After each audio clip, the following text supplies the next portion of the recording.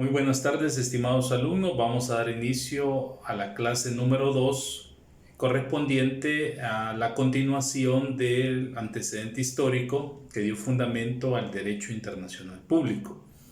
Luego vamos a hacer ya un análisis sobre algunos aspectos generales sobre el derecho internacional público que se entiende por derecho internacional público y cuáles son también algunos sujetos de derecho internacional. Vamos a hacer un análisis sobre eso.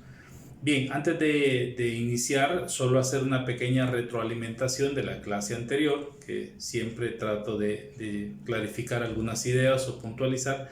Habíamos hablado en la clase anterior sobre los aportes que a lo largo de la historia dieron al derecho internacional público. Puntualizando, en la Edad Antigua hablábamos de dos instituciones importantes, que es la proxenia y las anfictonías, cuyos funcionarios eran el proxene y el anfictión. La proxenia, una institución eminentemente gubernamental, cuyas funciones e intereses eran de Estado como tal. Yo decía en aquel momento los intereses más palpables eran la organización del Estado, el comercio y la repartición de las aguas. Y este funcionario, el proxenio, tenía ciertas características, ciertos privilegios también, y era elegido también por el Estado en ese momento, por la polis griega, por la ubicación de ciertas características culturales, ciertas características también de conocimiento y aquella facilidad para representar y poder negociar frente a otros estados u otras polis griegas con otros proxenios. Esa es lo que los griegos le llamaron el arete, la virtud que puede tener el hombre para la vida.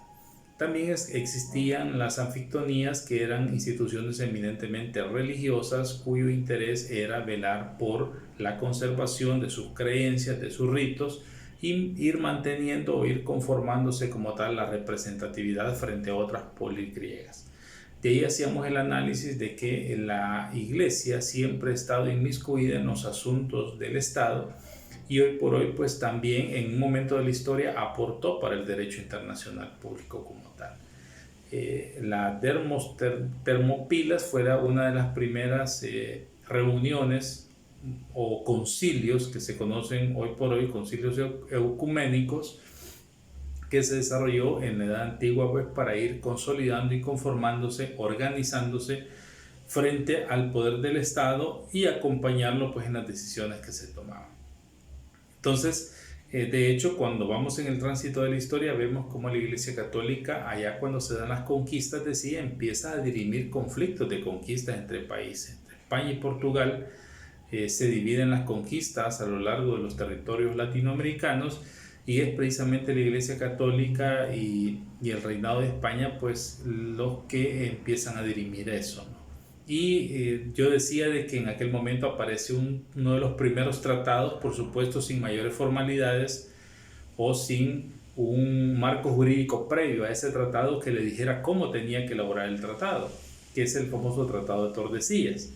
Pero desde ese momento, cuando estamos hablando ya de un litigio internacional, o cuando estamos hablando de intereses de Estado que tienen que ver sobre la disputa de tierras, en este caso, pues había que tomar una decisión a ese nivel, y es la Iglesia quien lo toma a través de dirime este problema a través de esta carta que lo da un papa español. Luego, a lo largo siguiendo con la historia, decíamos, en la Edad Media, 1492 y siguientes hasta la Revolución Francesa, precisamente este último suceso da un aporte trascendental al derecho internacional público, que decíamos establecen la consolidación del principio de soberanía, el principio de no intervención en los asuntos internos del Estado, el principio de autodeterminación de los pueblos. Todos estos que son principios eminentemente de derecho internacional público, que tienen que ver con las relaciones internacionales y el respeto entre Estados. Entonces, esa fue la cuna donde nacen estos principios, los que hoy por hoy ya están codificados, explicados por las diferentes, por la historia, ¿no? Por los diferentes sucesos que la historia va dando y los estados los van invocando como tal. Así también decía, uno de los aportes importantes que dio la Revolución Francesa fue la creación de un marco jurídico que hoy por hoy, o que fue el fundamento de la mayoría de todas las constituciones latinoamericanas, que es la Declaración de los Derechos del Hombre y el Ciudadano. Si leemos la Declaración de los Derechos del Hombre y el Ciudadano, vamos a encontrar garantías constitucionales, procesales, derechos humanos, derechos que hoy en nuestras constituciones se han elevado ya a la categoría de derechos fundamentales, etcétera. Interpretaciones de la ley o la ubicación de qué es la ley, etcétera. Todas esas figuras que en nuestras constituciones se encuentran, pues fueron tomadas también de este marco jurídico muy importante. Fue el aporte que dio Emmanuel Sieyès, un ideólogo, clérigo, político muy influyente en la monarquía francesa también. Entonces ya les explicaba en su obra El Tercer Estado el cómo dirime o cómo establece esta situación del poder, ¿no? Que en nuestros días lógicamente no pudiéramos establecer o traer las ideas de Emmanuel Sieyès a aplicarlas tal y como él las expuso en ese momento, porque sería pues como resistirnos en este momento a la globalización también de los problemas internacionales, de los problemas jurídicos y no ver los problemas de una manera más integral. Ahora el mundo ha cambiado, las relaciones entre estados son más que necesarias. No es un lujo tener una relación con otro estado, sino que es una necesidad por la misma situación que va avanzando cada una de las democracias. Entonces, así habíamos establecido, digamos, una breve retroalimentación en la clase anterior. Ahora corresponde hablar qué aporte dio la edad contemporánea al derecho internacional público.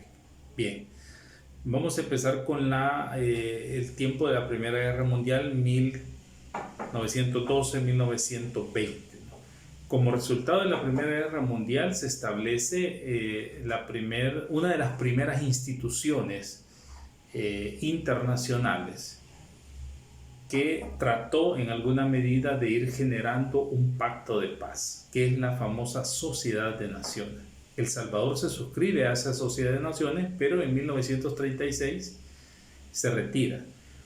La Sociedad de Naciones, lo que en esencia su finalidad era pues volver a caer en otra guerra mundial, o sea, ser una institución conciliadora de paz mundial y de unificar al mundo, a los estados, siempre con el respeto de la soberanía, de los principios que debían respetarse a nivel internacional.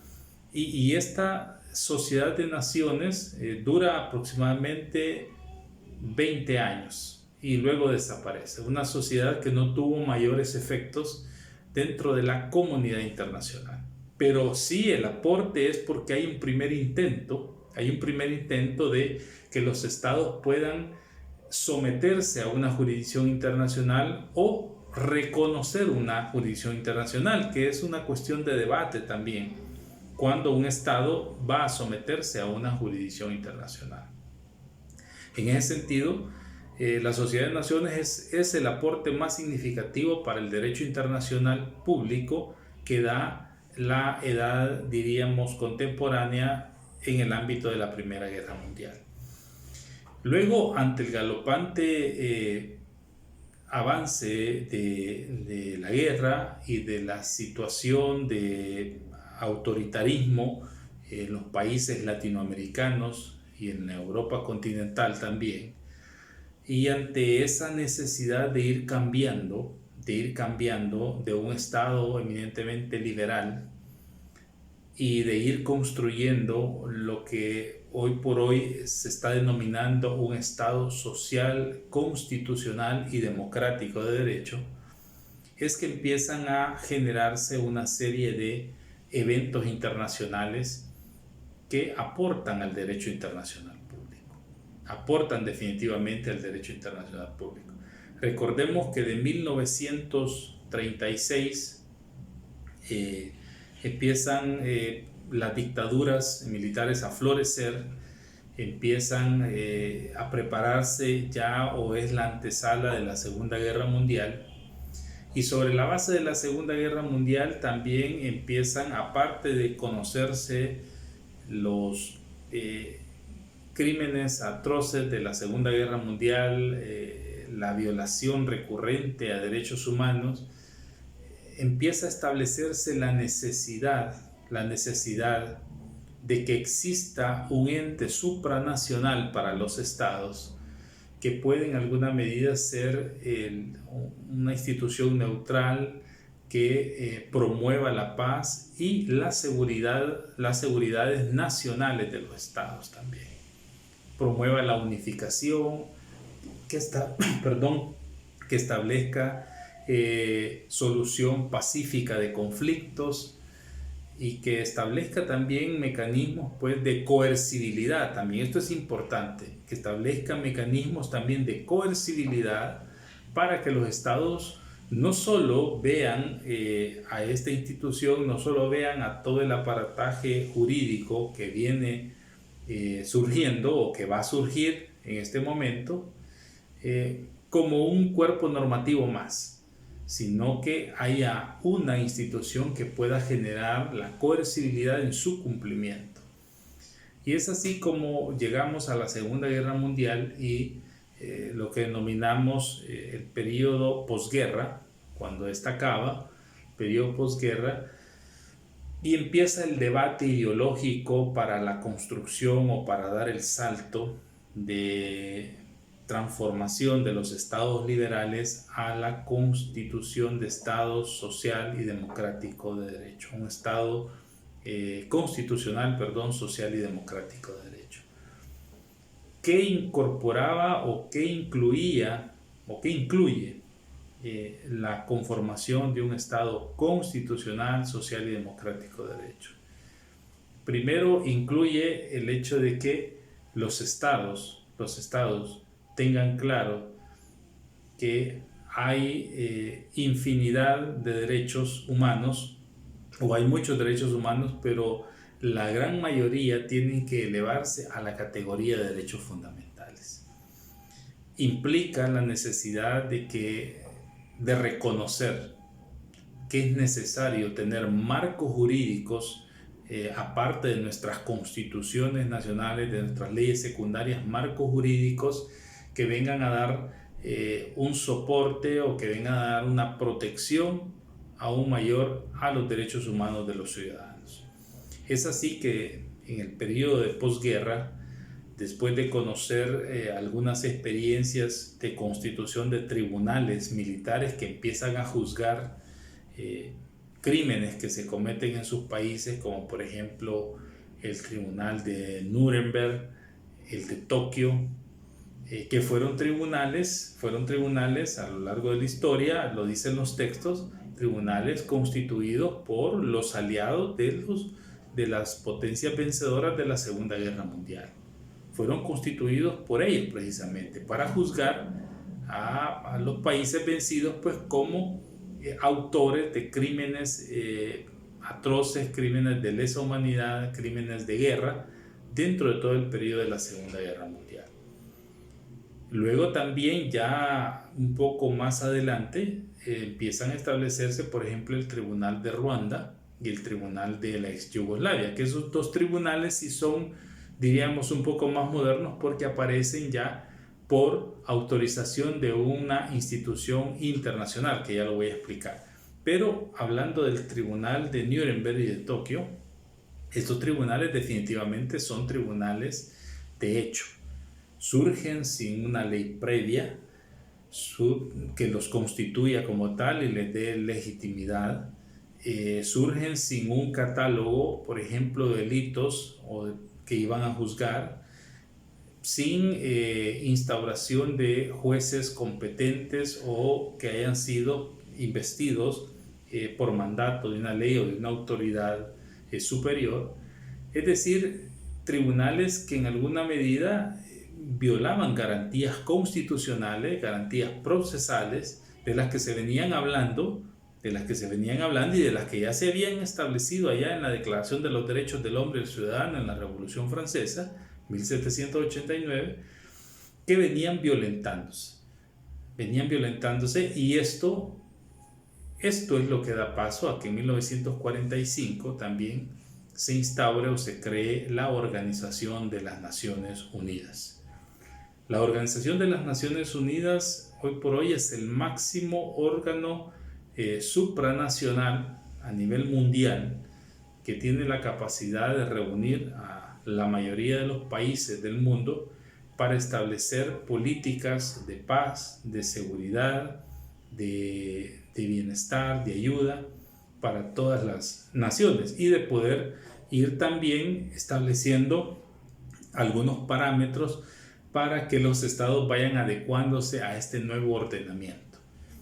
Entonces surge la ONU, su marco jurídico, que es la Carta de las Naciones Unidas, y a la par de este organismo supranacional empieza a surgir el Consejo de Seguridad de la ONU, que es un consejo consultivo. Surge la Corte Internacional de Justicia también, que es el órgano judicial de las Naciones Unidas, con su estatuto como tal, y en su momento lo vamos a leer.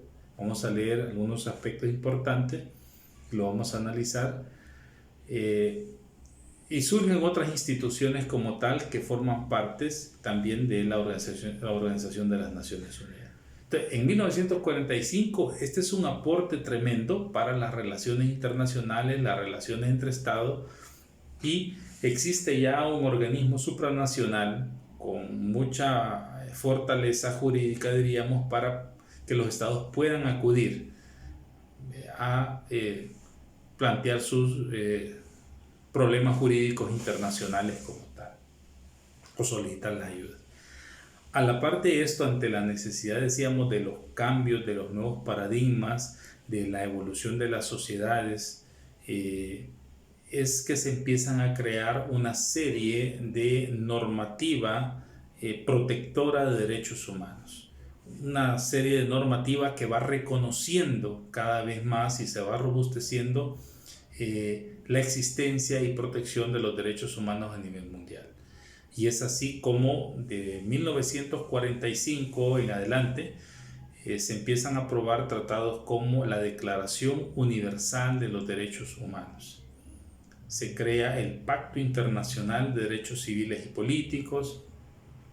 Se crea la Convención Americana de Derechos Humanos o Pacto de San José, que son de los instrumentos jurídicos de protectores de derechos humanos quizás más importantes. Todos son importantes, pero son como más emblemáticos, y consecuentemente empiezan a crearse una serie de protocolos en cada uno de estos tratados internacionales, y una serie también de tratados internacionales más específicos. Empiezan a salir tratados internacionales, por ejemplo, contra la lucha contra el terrorismo, tratados internacionales referentes a la trata de personas, tratados respecto al medio ambiente, a la seguridad alimentaria, tratados de seguridad fronteriza, tratados contra la criminalidad organizada, etc. Una diversidad de tratados que hoy por hoy pues, son bastante considerables, pero han tenido como fundamento precisamente ese salto, la construcción de un Estado o la instauración de un Estado constitucional, social y democrático de derecho. Precisamente ese es el debate, esa es la transición que se ha venido desde 1945, y bueno, y han surgido otras instituciones como tal.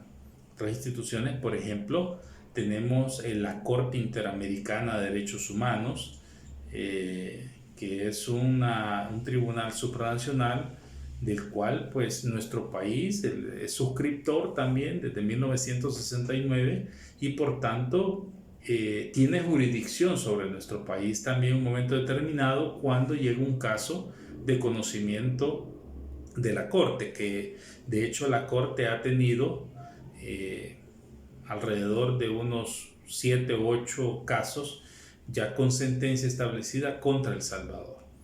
Entonces surge esa serie de tratados internacionales, de instituciones, y eso es producto precisamente de la posguerra y de ir cambiando ese paradigma. de irnos adecuando ya a los nuevos tiempos de administrar justicia, nuevos tiempos de la aplicación y la interpretación del derecho, en nuevos tiempos de resolver o de plantear problemas jurídicos donde no tenemos que mirar únicamente a nuestra Constitución y a nuestras leyes secundarias. Es necesario mirar hacia afuera y ver y tomar en cuenta y aplicar todos los tratados internacionales que hoy por hoy nuestro país está suscrito. Entonces, es un aporte importante que va dando el mundo en relación a la codificación del derecho internacional público. Tratados de medio ambiente, tratados de cambio climático, tratados relativos a la violencia contra las mujeres, etc. Hay una una diversidad de tratados internacionales que precisamente surgen de los derechos consagrados en la Declaración Universal de Derechos Humanos. Otros tienen su base en el protocolo, en el Pacto Internacional de Derechos Civiles y Políticos. Otros tienen su base en la Convención Americana sobre Derechos Humanos o Pacto de San José, etc. De lo que se trata en este momento, y este es el aporte, es que por ejemplo, en nuestras constituciones se logra establecer o que tengamos reconocido la mayor cantidad de derechos fundamentales. Se trata de que nuestros estados logren establecer por mandato constitucional un estado constitucional, social y democrático de derecho. Es decir, quitar la concepción de un estado liberal donde se veía al ser humano como un objeto y no como un sujeto. Se trata en este momento, cuando hablamos específicamente del derecho internacional público y nos referimos a la protección de los derechos humanos o a los derechos fundamentales, de lo que estamos hablando es de los que algunos autores como Sánchez establecen el neoconstitucionalismo, una nueva forma o un nuevo procesalismo. Algunos hablan de constitucionalizar los procesos judiciales. Se habla también, Prieto Sánchez, un autor muy fuerte en el tema de neoconstitucionalismo, se trata de que hoy por hoy es necesario aplicar una nueva forma de administrar justicia. Aplicar la justicia a través de principios y no de reglas. Se trata de aplicar la justicia a través de generar una ponderación de los casos y no una subsunción. Se trata de aplicar una apreciación judicial y no una apreciación legislativa. De eso estamos hablando ahora. Y cuando hablamos de administrar justicia en cualquiera de las áreas, y miramos hacia afuera la gama de tratados internacionales que tenemos, de lo que estamos hablando es de el fundamento básico del derecho internacional público. Entonces, vean lo importante o el salto que se va dando en nuestras sociedades con los aportes que trajo la edad actual, la edad moderna, en relación al derecho internacional público. Yo mencionaba dos tribunales, por ejemplo el Tribunal de Ruanda y el Tribunal de la ex Yugoslavia, que fueron tribunales instaurados por una resolución del Consejo de Seguridad de la ONU. Entonces, la crítica que se le hace a la instauración de esos tribunales, que de hecho administraron justicia de manera ilegal, fue que están siendo instaurados por una entidad administrativa de la Organización de las Naciones Unidas, que si bien es cierto hay una representación de los estados, pero que no tiene competencia para eso. Entonces, todas esas discrepancias, esas debilidades que se presentan en la administración, en la instauración de esos tribunales, es lo que lleva también a ir conformando otro tipo de sedes judiciales donde los estados puedan acudir. Si hablamos de Centroamérica, por ejemplo, desde 1952 tenemos los procesos integracionistas que han venido avanzando poco a poco, y hoy por hoy tenemos la Corte Centroamericana de Justicia. La Corte que tiene sus funciones definidas en su estatuto como tal, y que es un tribunal al cual el Istmo Centroamericano, los países tienen acceso también a llevar sus controversias ahí.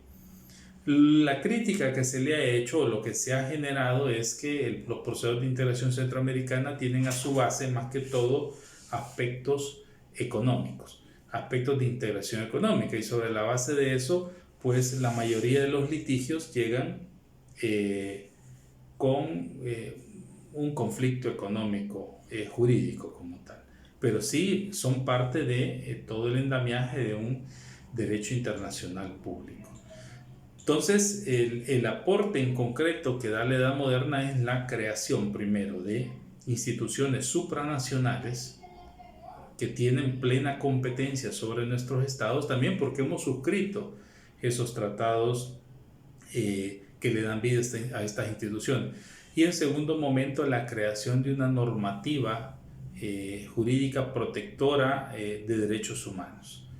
Básicamente, por ejemplo, si vemos, ya lo vamos a tocar en el siguiente tema, cuando hablemos de algunos aspectos generales o las concepciones que tenemos sobre el derecho internacional público, si hablamos de la jurisprudencia que ha establecido la Corte Interamericana de Derechos Humanos sobre algunas figuras en el área penal, por ejemplo,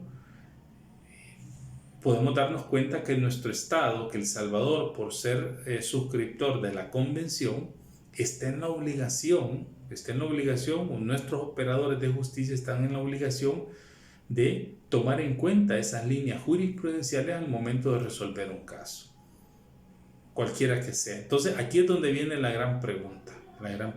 O sea, en realidad, y como futuros profesionales del derecho, quiero hacer esta reflexión. ¿Estaremos generando un análisis o cómo estará la aplicación de nuestros funcionarios públicos, no solo en el área penal? Porque cuando veamos el tema de la convencionalidad, vamos a aprender, es decir, aplicar la convención a los estados, la Convención Americana de Derechos Humanos, porque es un tema especial en la línea de convencionalidad para los estados.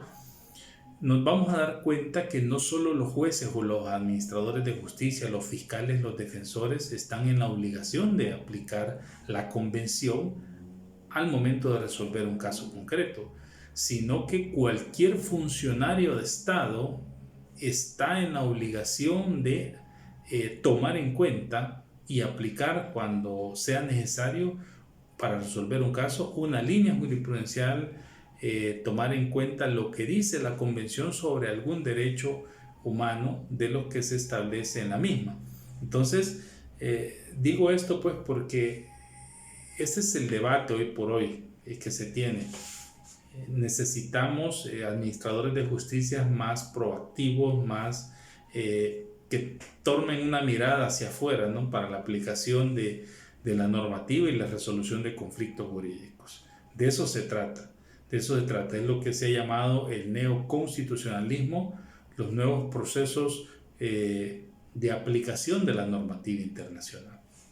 Entonces, para ir concluyendo, esos son los aportes que ha dado la edad moderna al derecho internacional público, y hoy por hoy estamos en ese debate de cambiar de paradigma, cambiar de cultura jurídica, sobre la interpretación de los casos, sobre los nuevos derechos que debemos de legislar, que debemos de proteger, sobre las nuevas figuras que deben de aparecer en nuestros códigos.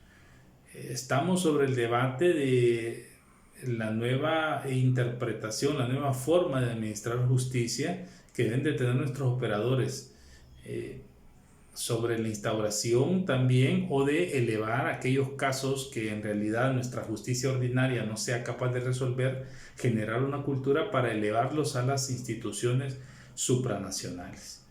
Es un reto que tenemos como profesionales del derecho, pero hay que hacerlo, ¿no? Están todos los parámetros y las condiciones dadas para eso. En la siguiente clase nos vamos a referir a algunas consideraciones del derecho internacional público, algunos elementos que se comprenden, cómo se debe entender algunos sujetos y también vamos a hacer referencia a la relación que existe con nuestra Constitución.